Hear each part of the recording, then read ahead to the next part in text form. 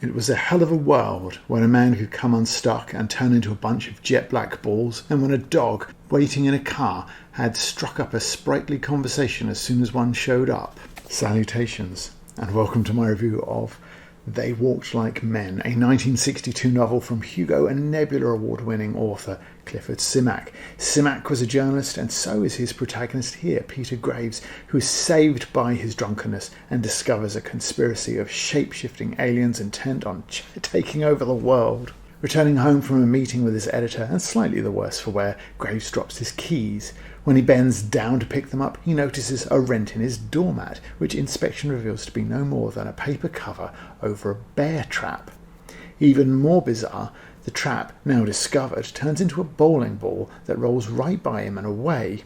It was no trap, of course, no regular trap, that is, for regular traps do not wilt and roll into a ball and go rolling away when they fail to catch their quarry. This opening isn't just bizarre, it's enough to be a really great hook, but it also introduces very nicely Graves and his narrative voice. Simak writes very tidily, his prose isn't so flowery to be out of character with his first-person narrator, but it is more than merely functional. This section from later in the book demonstrates that quite nicely. I settled back in the seat and watched the blocks slide past. It was still the same old city I had known, and yet it seemed to me now that there was a leering quality about it, as if sly shapes might be peering out at one from the shadowed angles of the darkened buildings. It isn't just all these words with sinister or negative connotations that builds the threat here. It's the suggestion that things are not quite what they seem, and that is then coupled with these pronouns that demonstrate Graves' position as the only one who can see it. A handful of lines achieving so much, and I really enjoy this kind of writing.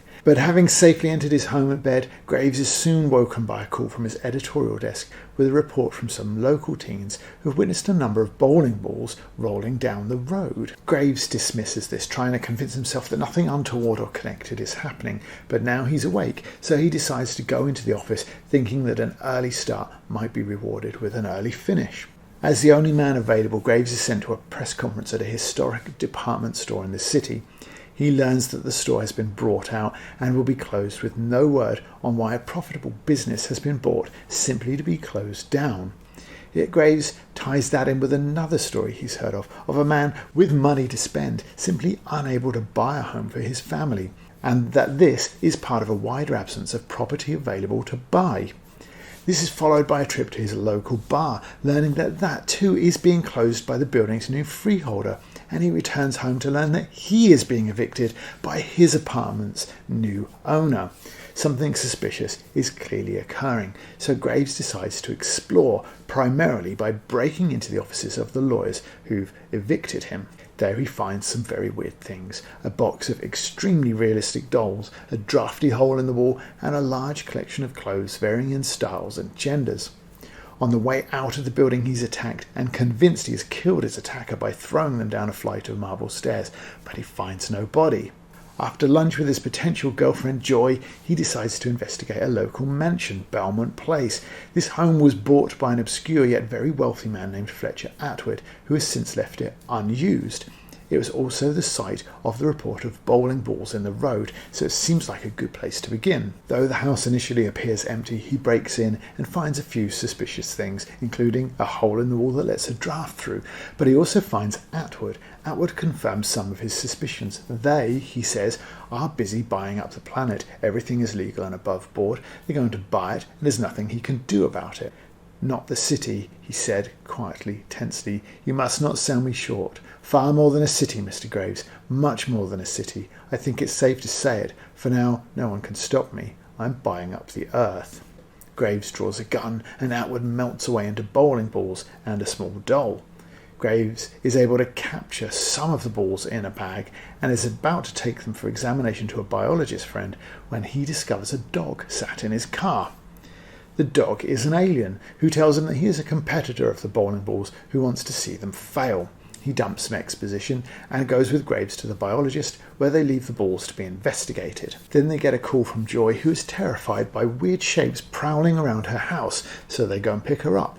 Afraid to go to either of the homes, they try to get a hotel, but they discover they're all jammed full.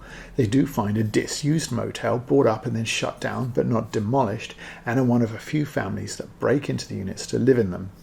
They learn that the biologist has been found dead, and they go to his lab again, though the dog has now disappeared. The police are suspicious, but their boss, the newspaper's owner, pulls strings and gets them released. Returning to the lab to investigate for themselves, they meet Atwood again, though looking a little worse for the wear, as he is still missing his doll, which Graves returns to him. Though Atwood confirms that they are aliens and that their plot to buy the world is more or less complete, Graves still finds that people are unwilling to believe his story. Joy goes to the office to finish some work, while Graves again visits Atwood, who offers him the position of propaganda writer for the aliens, giving him a new car as a sign of good faith.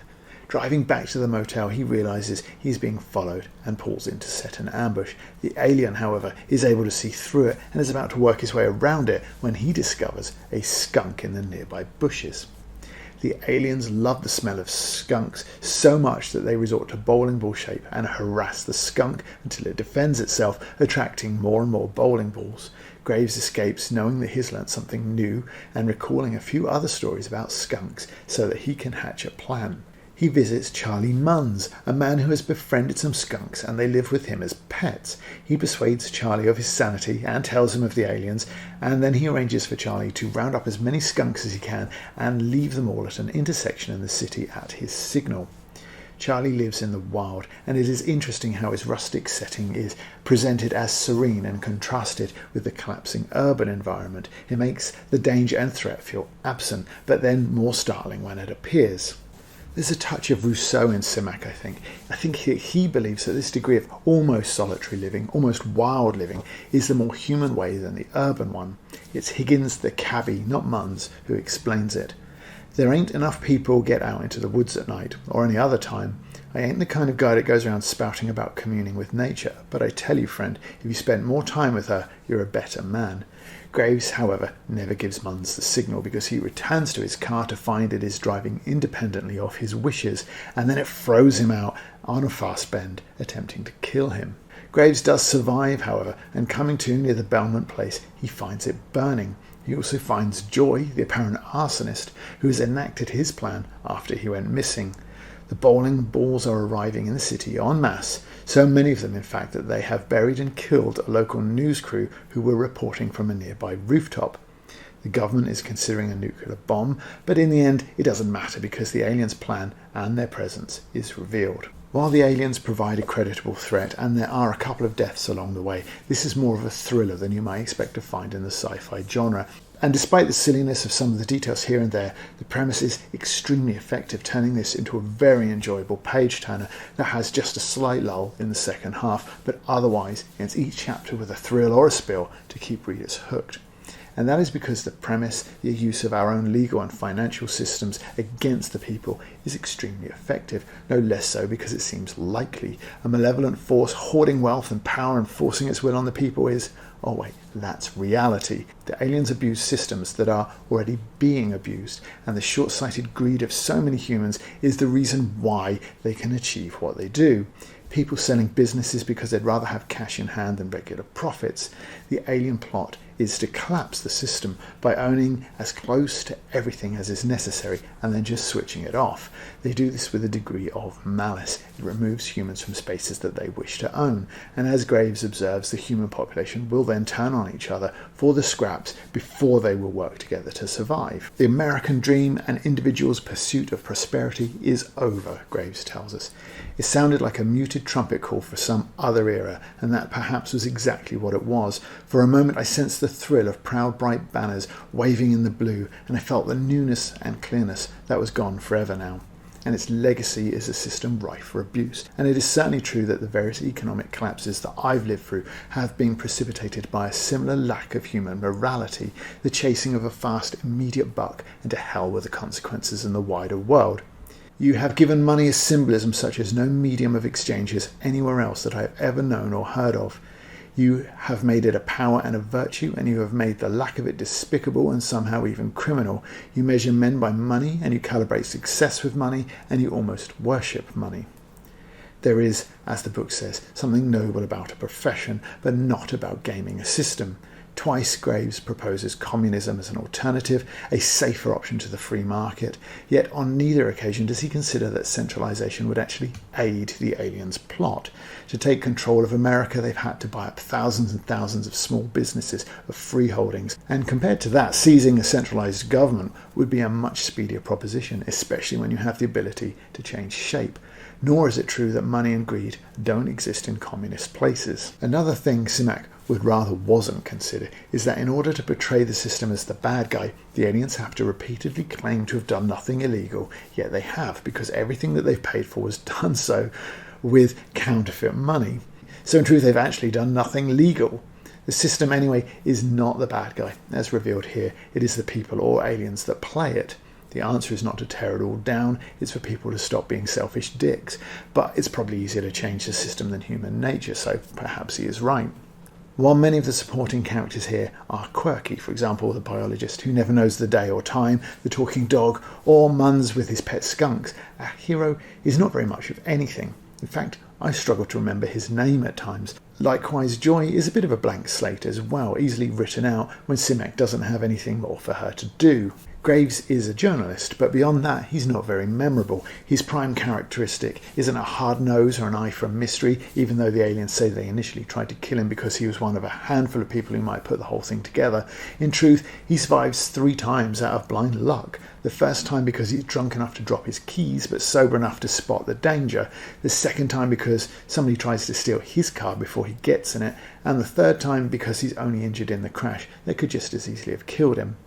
But he's kind of clueless in a lot of ways. Despite the shape-shifting trap on his doorstep, he just assumes everything else in his flat is perfectly fine. Despite having a car bomb explode one vehicle, he only once dallies about getting in another.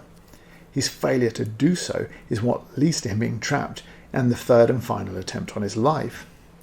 Further, the whole car bomb subplot is so slight it could easily have just been removed anyway. Overall, though, They Walked Like Men is an excellent sci-fi thriller with a touch of the absurd that works pretty well even through its weakest aspects. Its best, the building threat of the first half particularly, is a truly excellent piece of paranoia. The interesting look at human nature and how it threatens us all, or allows others to, is thoughtful despite its minor flaws or the parts it overlooks. Though the protagonist is average at best, Simak's engaging writing style keeps this interesting. Though somewhat short of Raymond Chandler, the narrator is certainly in the same sort of ballpark, though more comparable with sci-fi authors like Wells or Robert Heinlein. They Walked Like Men moves with a great pace and is highly recommended. My name is Riley and I'm a student. The first 2 weeks at Sexington University were perfectly normal. I was drunk until the end of freshers when my student loan ran out. Then Professor Lovecraft exploded his lab and my eyebrows and everything changed. My roommate started dying. Aliens invaded. I killed a dragon over breakfast, got stranded in the past and attacked by dinosaurs. I might have committed a genocide. I might have robbed an empire. I may even have saved the world. I really hope next week is quieter. I have an assignment due.